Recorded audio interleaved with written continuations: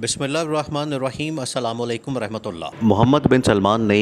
Establishment को इस बात की यकीन दहानी करवाई है कि मैं पाकिस्तान के अंदर सरमायाकारी करने को तैयार हूँ, मैं इन्वेस्टमेंट करने को तैयार हूँ और मैं कोई छोटी मोटी इन्वेस्टमेंट नहीं करूँगा, मैं बल्कि 50 से 100 अरब डॉलर्स की इन्वेस्टमेंट करूँगा। और जनरल आसिम मुनीर ने ये पूरा प्लान मोहम्मद बिन सलमान के साथ शेयर किया है और मोहम्मद बिन सलमान ने इस बात के ऊपर रजामंदी ज़ाहिर की है कि मैं बिल्कुल आपके साथ काम करने को तैयार हूँ, मैं पाकिस्तान के मार्केट में इन्वेस्टमेंट करने को तैयार हूँ। पाकिस्तान की मार्केट 25 करोड़ लोगों की मार्केट है, वो बहुत बड़ी मार्केट है और इसमें मैं इन्वेस्टमेंट करना चाहता हूँ, इसमें मैं इन्वेस्टमेंट की दिलचस्पी रखता हूँ, लेकिन साथ में कुछ शर्तें हैं। वो शर्तें जो मोहम्मद बिन सलमान की जानिब से रखी गई हैं वो बड़ी अहम तरीन शर्तें हैं और ये मोहम्मद बिन सलमान ने पाकिस्तान की हुकूमत, निगरान हुकूमत, पाकिस्तान की पॉलिटिकल लीडरशिप और सारी इस्टेब्लिशमेंट को बता दिया है कि हमें इन शराइत के ऊपर अमल दरामद करना पड़ेगा, इन शराइत को हमें इम्प्लीमेंट करना पड़ेगा, लेकर चलना पड़ेगा ताकि हम मामलात को आगे लेकर चलें और मामलात को बेहतर बनाएं। देखिए, ये जो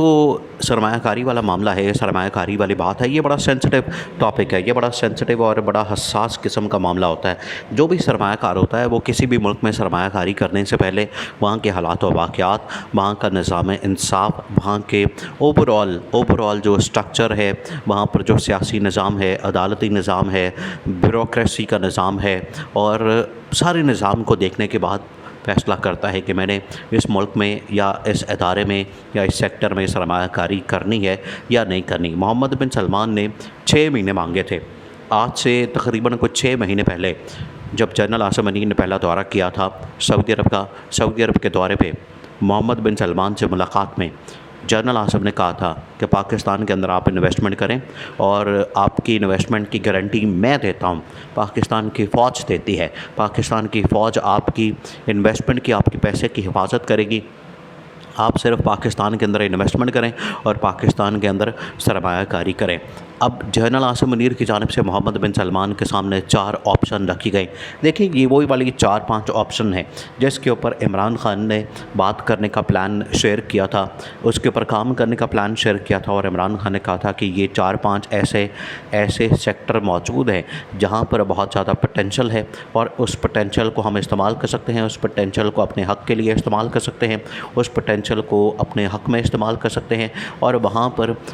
पर हम अरबों डॉलर्स कमा सकते हैं। वो कौन से सेक्टर्स थे? एक तो मोहम्मद बिन सलमान की जानिब से कहा गया कि एग्रीकल्चर का सेक्टर है, उसमें हमें बताएं कि हम इन्वेस्टमेंट करने को तैयार हैं। जनरल आसिम ने कहा कि माइनिंग का सेक्टर है, एग्रीकल्चर का सेक्टर है, आईटी का सेक्टर है और डिफेंस प्रोडक्शन का सेक्टर है। ये 4 ऐसे सेक्टर हैं और अगर इसमें टूरिज़्म भी शामिल कर लिया जाए तो ये 5 ऐसे सेक्टर बनते हैं जहाँ पर मोहम्मद बिन सलमान ने सरमायाकारी करने के हवाले से रजामंदी ज़ाहिर की है। अब उनकी जानिब से जो शर्तें रखी गई हैं उसको आपने समझना है।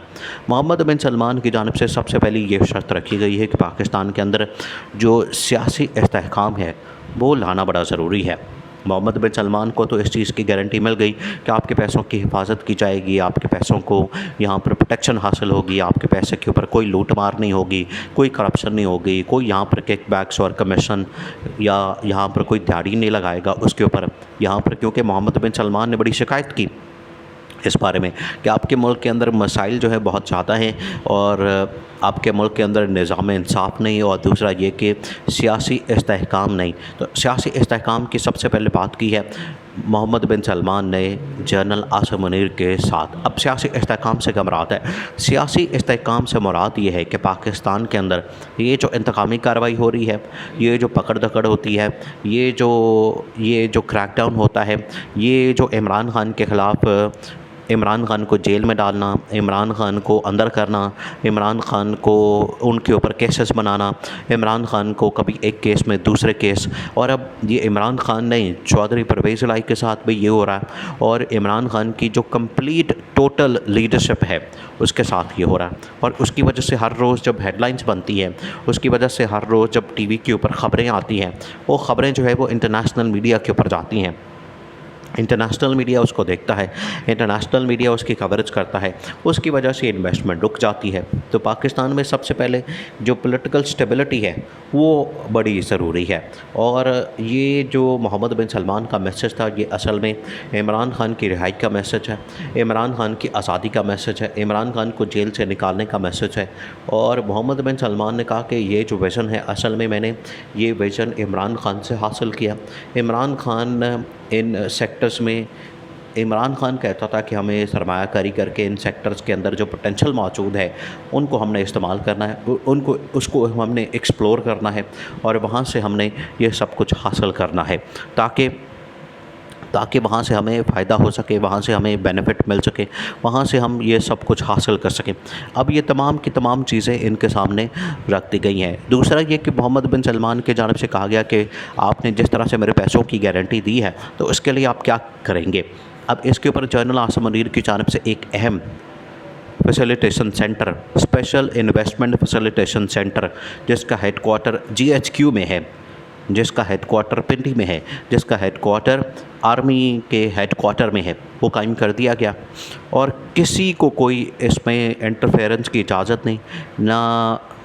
पाकिस्तान की पॉलिटिकल क्लास को, किसी लीडर को उसमें इंटरफेरेंस की इजाज़त नहीं, ना किसी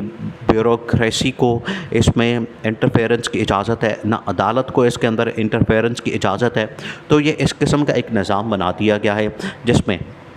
जिसमें GHQ बराह रास्त इस चीज़ को हैंडल करेगा, इस चीज़ को मैनेज करेगा, इस चीज़ को देखेगा। तो ये एक facilitation centre one window operation के तहत बनाई गई है ताकि इसमें कोई किकबैक्स, मनी लॉन्ड्रिंग, कोई इसके अंदर कमीशन खाते, कोई इस तरह का काम ना हो सके। तो ये एक बहुत अहम तरीन मामला, बहुत अहम तरीन इशू है जिसको रिजॉल्व किया जनरल आसिम मुनीर की जानिब से। और जनरल आसिम मुनीर ने इस चीज़ की गारंटी, इस चीज़ की अब ज़मानत दे दी है कि मोहम्मद बिन सलमान के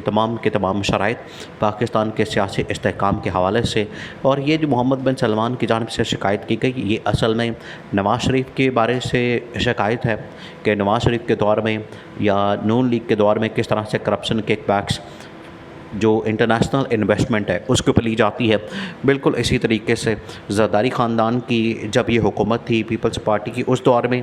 किस तरीके से इंटरनेशनल इन्वेस्टमेंट के ऊपर किकबैक्स और